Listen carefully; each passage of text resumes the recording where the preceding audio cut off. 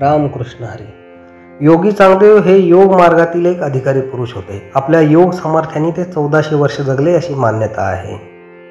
एकदा या योगी चांगदेवांच्या कानावरती संत ज्ञानेश्वर माऊलींची कीर्ती पडली। त्यावेळेस त्यांना संत ज्ञानेश्वर माऊलींच्या भेटींची उत्कंठा लागली। भेटण्यापूर्वी पत्र पाठवावे असा विचार करून त्यांनी पत्र लिहिण्यासाठी घेतले, परंतु मायना काय लिहावा या संभ्रमातून त्यांनी कोरेच पत्र संत ज्ञानेश्वर माऊलींना पाठवून दिले। योगी असूनही योगी चांगदेवामध्ये आत्मज्ञानाची आणि गुरुकृपेची कमतरता आहे असे संत निवृत्तीनाथांच्या लक्षात आले। त्यांनी संत ज्ञानेश्वर माऊलींना या पत्राचे उत्तर लिहिण्यासाठी सांगितले आणि त्याप्रमाणे संत ज्ञानेश्वर माऊलींनी जे उत्तर लिहिले ते चांगदेव पासष्टी या नावाने प्रसिद्ध झाले। ही आपण अर्थासहित पाहणार आहोत। श्री ज्ञानेश्वर महाराज कृत श्री चांगदेव पासष्टी। स्वस्ती श्रीवटेशो जो लपोनी जगदाभासू दावी मग्रासू प्रगटला करी। इथे संत ज्ञानेश्वर माऊली योगी चांगदेवांना सांगतायत की हे श्रीवटेश चांगदेवा, तुमचे कल्याण असो। स्वतः परमात्मा गुप्त राहून ह्या जगताचा आभास दाखवतो। लपोनी जगदाभासू म्हणजे तो आभास दाखवतो आणि तो ज्यावेळेस प्रकट होतो त्यावेळेस जगाचा भास नाहीसा होतो। प्रगटे तव न दिसे लपे तव तव आभासे प्रगट ना लपला असे न खोमता जो। म्हणजे परमात्म्याचे स्वरूप ज्यावेळेस आपल्याला दिसत नाही त्यावेळेस जगाची जाणीव होते आणि ज्यावेळेस हा परमात्मा प्रकट होतो त्यावेळेस तो दिसतोच असे नाही। पूर्ण विचारांती तुम्हाला असे दिसेल की परमेश्वर दिसतही नाही किंवा गुप्तही होत नाही। हे दोन्ही गुणधर्म त्याला स्पर्शून देखील जात नाहीत। पुढची ओवी। बहु जव जव होये तव तव काहीच न होये काही न होणी आहे अवघाची जो। म्हणजे स्वरूपाने परमात्मा विशाल विशाल होत असताना भासमान जग नाहीसे नाहीसे छोटे छोटे होत जाते। वास्तविक परमात्म्याने काही जगाचे रूप घेतलेले नाही आणि तो सगळीकडे तो संपूर्णपणे व्यापलेला आहे। सोने सोनेपणा उणे न येताची झाले लेणे तेवी न वेचता जग होणे अंगे जया। म्हणजे जसं सोन्याचे दागिने घडवत असताना त्याच्या सोनेपणामध्ये मुळीच उणीव निर्माण होत नाही, कमीपणा निर्माण होत नाही, हे तसंच आहे। त्याप्रमाणे स्वतः परमात्मा विविध आकारांनी रूपांनी नटला तरी त्याच्या मूळ परमात्मा स्वरूपाला काहीही कमीपणा येत नाही। कल्लोळ कंचुक न फेडिता उघडे उदक तेवी जगेसी सम्यक स्वरूप जो। पाण्यावरती अनेक लाटा उठत असतात, त्यामुळे ते पाणी लाटांच्या आवरणाने लाटांनी झाकले गेलेले असे वाटते, परंतु त्या लाटा सुद्धा पाणीच असतात। हेच परमात्मा आणि जगत यांच्या बाबतीत आहे। परब्रह्म आणि विश्व यात काहीही फरक नाही। परमाणूची या मांदिया पृथ्वीपणे न वचेची वाया तेवी विश्वस्फूर्ती इया झाकवेना जो।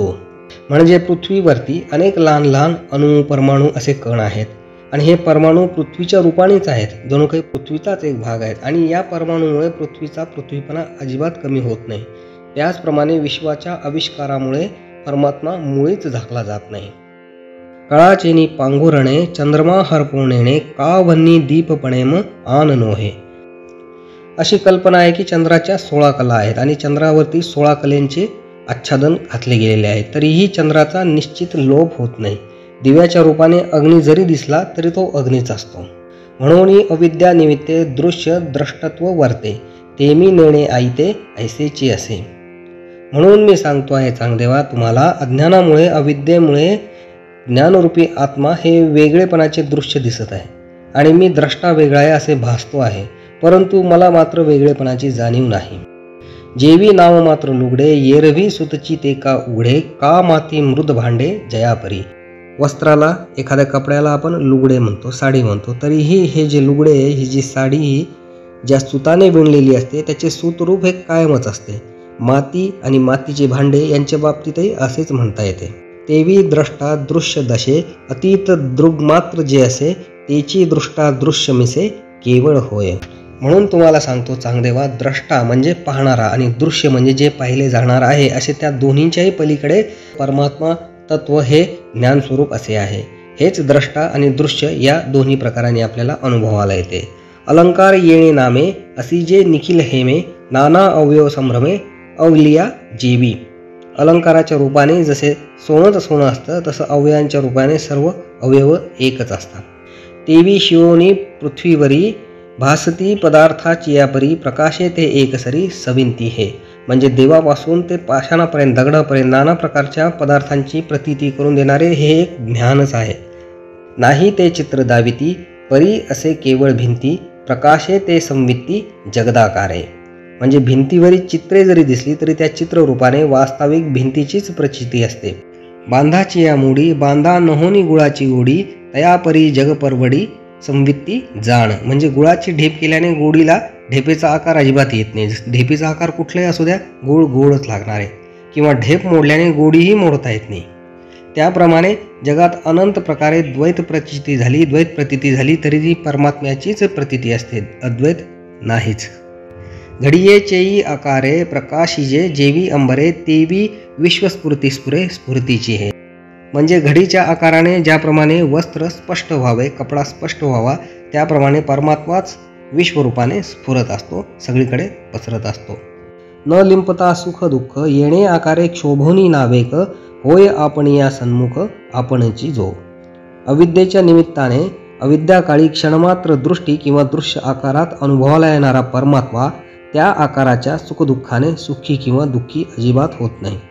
तो स्वतःच द्रष्टा किंवा दृश्य या दोन्ही रूपात असतो. तया नाव दृश्याचे होणे सवित्ती दृष्टत्व आणि जे जेणे बिंबा बिंबत्व झालेपणे प्रतिबिंबा चेनी.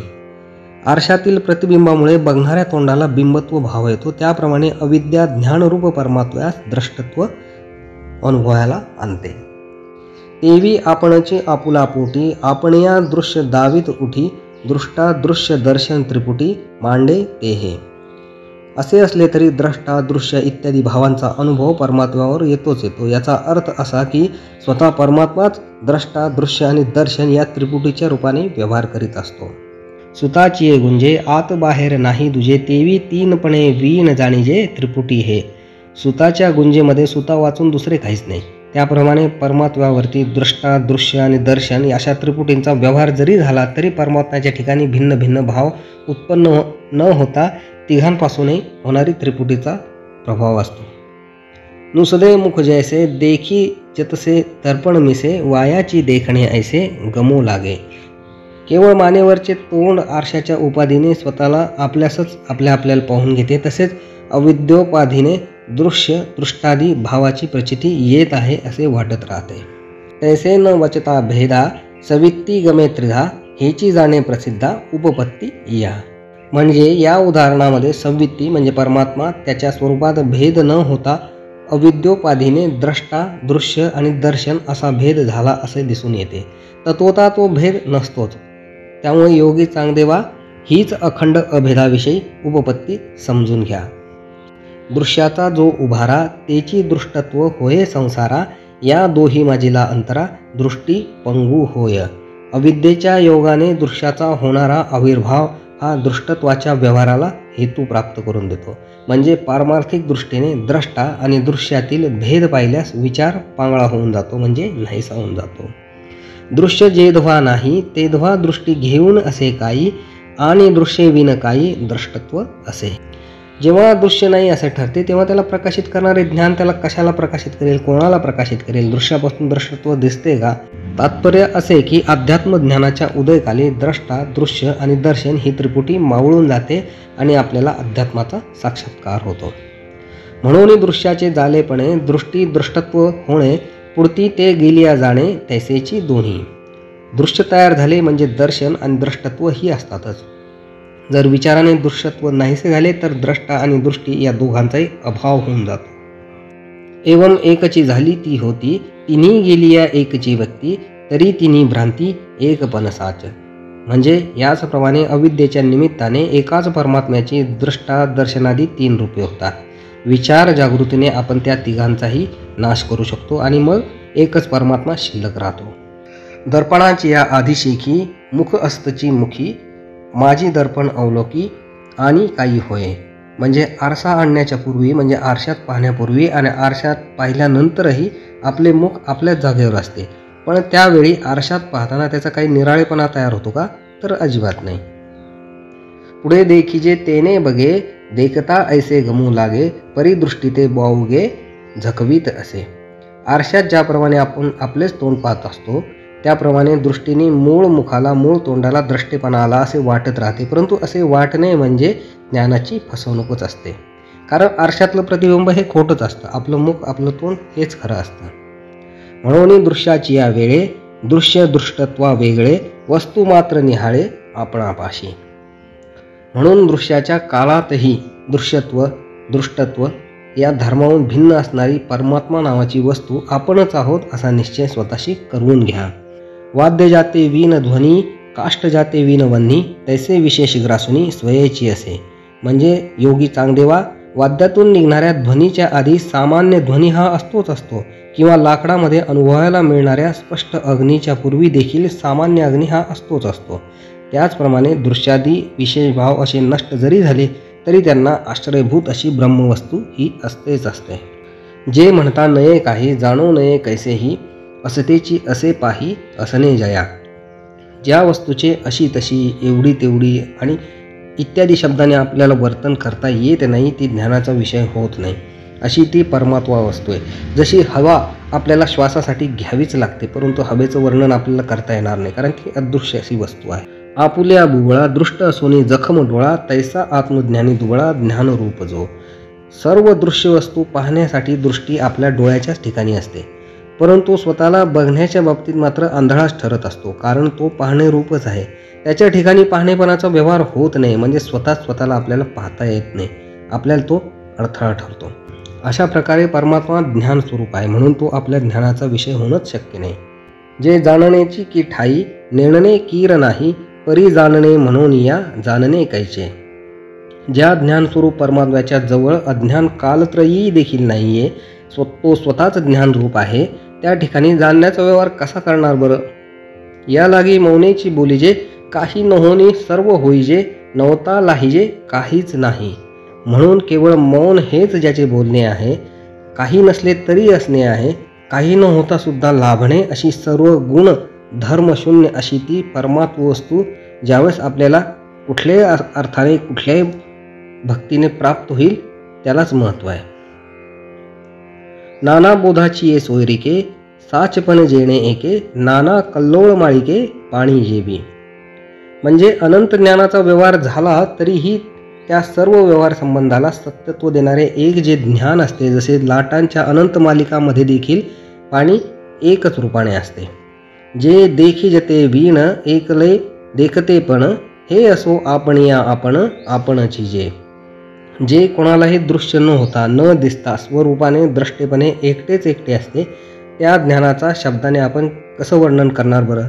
ते अद्वितीय आहे, म्हणजे आपले नातेवाईक स्वतः आपणच असल्यासारखा तो एक प्रकार आहे. जे कोणाचे नव्हते नसणे, जे कोणाचे नव्हता दिसणे, कोणाचे नव्हता भोगणे केवळ जो.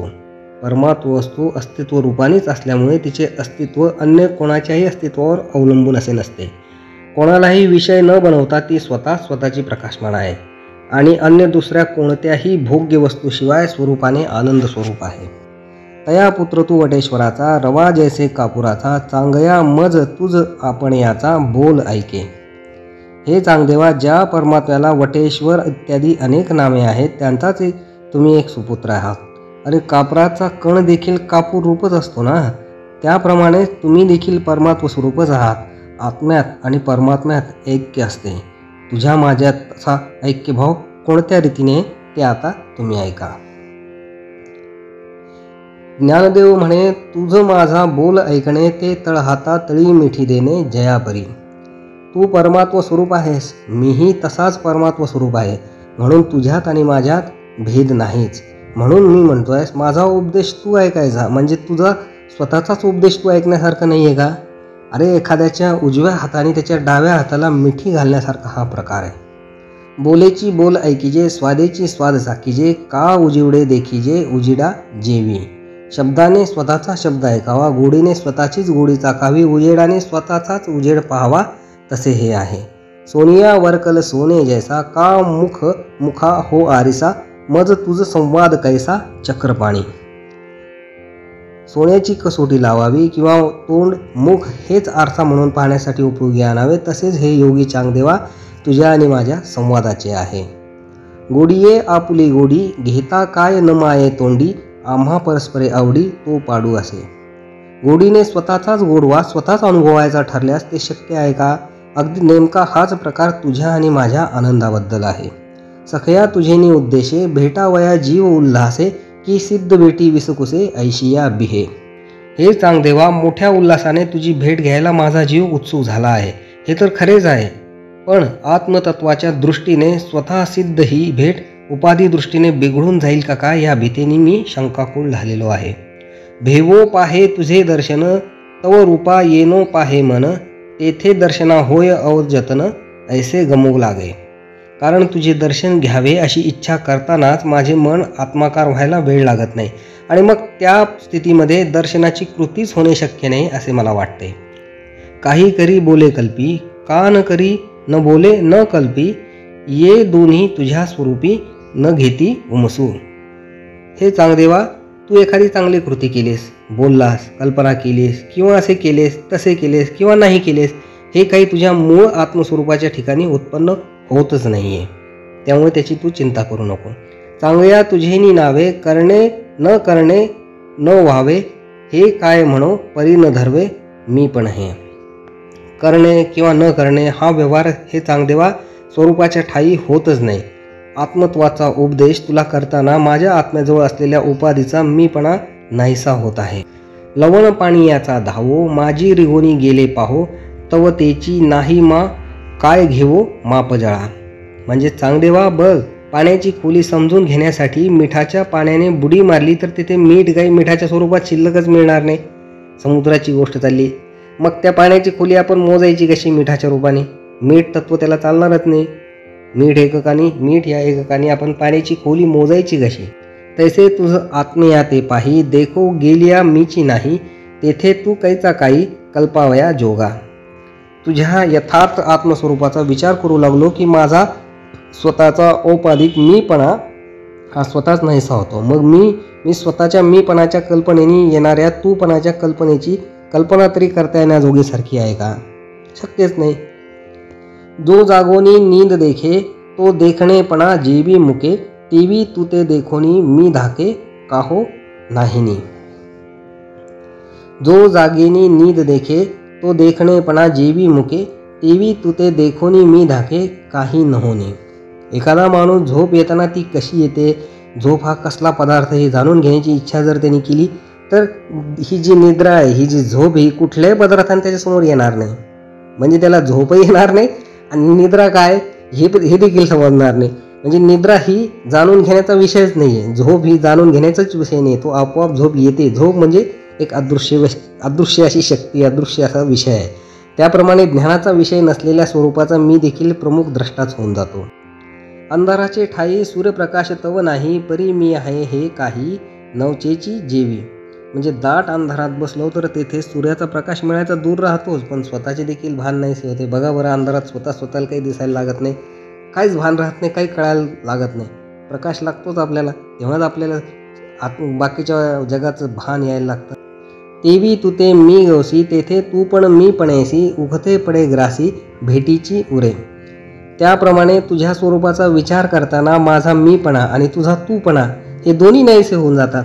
फक्त एकच आत्मतत्व काय ते शिल्लक राहते. डोळ्याचे भूमिके डोळा चित्र होय कौतुके आणि तेणेची तो देखे न दंडळिता. म्हणजे बोटाने जर आपण डोळा दाबला तर त्याच्या जोरावरती आपल्याला चित्रविचित्र पदार्थ दृष्टीसमोर भासू लागतात. परंतु हे दाखवणारा डोळा काही मात्र अनेक रूप होत नाही. तो अनेकत्वाचा प्रकाश दाखवल्याशिवाय आपल्याला उघडल्या तो मात्र राहत नाही. म्हणजे खरं काय ते दाखवल्याशिवाय आपल्याला तो डोळा काही राहत नाही. तैसे उपजिता गोष्टी न फुटता दृष्टी मी तू विन भेटी माझी तुझी. त्याप्रमाणे आत्मैक्याप्रमाणे अभेदपणा प्राप्त होऊन तुझा माझा अभेद हा मी तूपणा वाचूनच सिद्ध आहे. आता मी तू या उपाधी ग्रासुनी भेटी नुसदी ते भोगिली अनुवादी घोळ घोळू.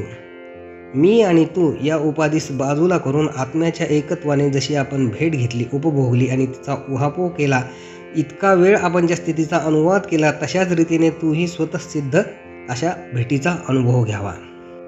रूपतिया चेनी मिसे रुचिते जेविजे जैसे का दर्पण म्याजे दिसे देखते जेवी.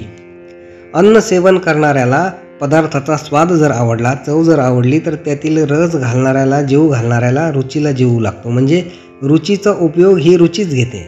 चवीचा उपयोग म्हणजे चवच घेतो. त्याला चवीला काही आपल्याला असं सांगता येणार नाही.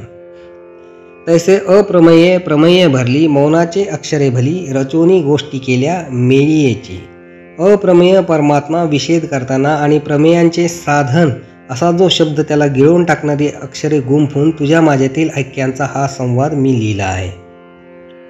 येचे करुणी व्याज तू आपण याते बूझ, दीप दीपपणे पाहे निज आपुले जैसे. म्हणजे स्वतःच्या प्रकाशाने दिवा जसा स्वतःचे स्वरूप उघड करतो त्याप्रमाणे मी तुझ्या माझ्यातील एकत्वाची स्थिती लिहिली आहे. तिच्या साह्याने तू आपले यथार्थ आत्मस्वरूप असे जाणून घ्यावेस, म्हणजे मी ब्रह्मतत्व आहे अशा बोधात तू राहशील. तैसी केली या गोठी तया उघडीजे दृष्टी, आपण या आपण भेटी आपणा माझी. तुझा आत्मभाव स्पष्ट होईल अशा गोष्टी मी तुला सांगितल्या आहेत. त्याच्या मदतीने तू ज्ञानदृष्टी मिळव, म्हणजे आपणच आपली भेट घे. योगी चांगदेवा, तू योगेश्वर युक्त असलास तरी त्याच्या सान्निध्याने उदित होणाऱ्या अहम मम या अध्यायाचा त्याग करून असंग कुटस्थ आत्मा म्हणजे स्वतःतील आत्मस्वरूप मीच आहे याची निश्चिती करून घे. यामुळेच आपण आपल्या स्वतःला भेटलो असे होते. झाली या प्रळयी एकार्णव, अपार पाणीयाची धाव, गिळी आपुला उगव तैसे करी. प्रळयाच्या वेळी जसे सगळीकडे पाणीच पाणी होते, ते सर्व प्रवाहांचे उगम आणि प्रवाह देखील नाहीसे करून टाकते. त्याप्रमाणे तू करावेस, म्हणजे तू स्वगत, स्वजातीय, विजातीय, संबंध शून्य असे ब्रह्मस्वरूप मी स्वतःच आहे या दृढ निश्चयाने अनात्मभाव नाहीसा करून टाकावास. ज्ञानदेव म्हणे नामरूपे, विण तुझ साच आहे आपण पे, ते स्वानंद जीवन पे सुखिया होई. हे योगी चांगदेवा, तुझ्या यथार्थ सच्चिदानंद आत्मभाव हा जो नाम स्वरूपातील आहे त्या स्वानंदाच्या रूपाने तू सुखरूप हो, सुखी हो. चांगया पुढत पुढती घरा आलिया ज्ञानसंपत्ती, वैद्य वेदकत्व ही अतिथी पदी बैसे. म्हणजे हे ब्रह्मैकत्वाचे ज्ञान, वैद्यवेदकत्व इत्यादी भेदांच्या पलीकडे असणारे सच्चिदानंद स्वरूप ज्ञान तू प्राप्त करून घेतले पाहिजेस. त्याची ती खुणगाठ बांधली पाहिजेस असे माझे तुला वारंवार सांगणे आहे. चांगदेवा, तुझे व्याजे माऊलिया श्री निवृत्ती राजे, स्वानुभाव रसाळ खाजे दिधले लोभे. हे चांगदेवा, तुझ्या पत्राचे उत्तर देण्याच्या मिशाने त्या अनुषंगाने माझ्यातील श्री गुरु निवृत्तीराज माऊलीने माझ्याकडून तुला उपदेश करून घेतला आहे. असे नाहीतर मोठ्या लोभाने रसभरीत आत्मानंदाचा असा मला स्वतःलाच खाऊ दिला आहे. एवं ज्ञानदेव चक्रपाणी ऐसे, दोन्ही डोळस आरिसे, परस्पर पाहता कैसे मुकले भेदा. अशा प्रकारे ज्ञानदेवांनी या पत्राद्वारे चक्रपाणी म्हणजे चांगदेव यांना ज्ञाननिष्ठ म्हणजे डोळस केलं आहे. त्याचे आरसे म्हणजे ज्ञानदेव आणि ते स्वतः परस्परांना पाहताना आपापसातील भेद विसरून गेले आहेत. तिये परी जो इया, दर्पण करील ओविया, तो आत्मा एवढिया मिळेल सुखा. ब्रह्मात्म्य ऐक्य ज्ञान प्राप्त करण्यासाठी जो कोणी आम्ही चांगदेवास केलेल्या उपदेशाचा सतत विचार करत राहील तो स्वतः आनंदरूपास प्राप्त होईल. नाही तेची काय नेणो असे, दिसे तेची कैसे नेणो दिसे, ऐसे तेची नेणो आपैसे ते की होईसे. आत्म्यासंबंधी तो असा आहे, तसा आहे, एवढा आहे असे काहीच सांगता येत नाही. ते सद्रूप प्रकाशमय अपरिमित आनंदाने सर्वत्र ओतप्रोत भरलेलं असं एक ज्ञान आहे आणि म्हणून अल्पबुद्धीच्या लोकांना ते कुठेही दिसत नाही. हे एक आश्चर्यच आहे. त्यामुळे ते नाही असं ते सांगत फिरतात. म्हणजे जशी हवेचं ज्ञान होत नाही तर ते हवाच नाही आहे जगात असं म्हणण्यासारखं आहे. निदे परोते निदे जने, जागृती गिळोनी जागणे, कैले तैसे जुफने ज्ञानदेव म्हणे. देहामुळे उत्पन्न होणाऱ्या या शरीरामुळे उत्पन्न होणाऱ्या निद्रेपलीकडचे निर्विकार परमात्म स्वरूप देहविषयक विचारांचा नाश करणारी आत्मजागृती आणि त्या परमात्म्याचे एकत्व या ग्रंथात विशद केले आहे असे संत ज्ञानेश्वर माऊलींचे सांगणे आहे. अशी ही चांगदेव पासष्टी आहे जी आपल्याला स्वतःच बोध घेण्यासाठी प्रवृत्त करते आणि ज्ञानाचे कवाडे उघडून देते. राम कृष्ण हरी, राम कृष्ण हरी.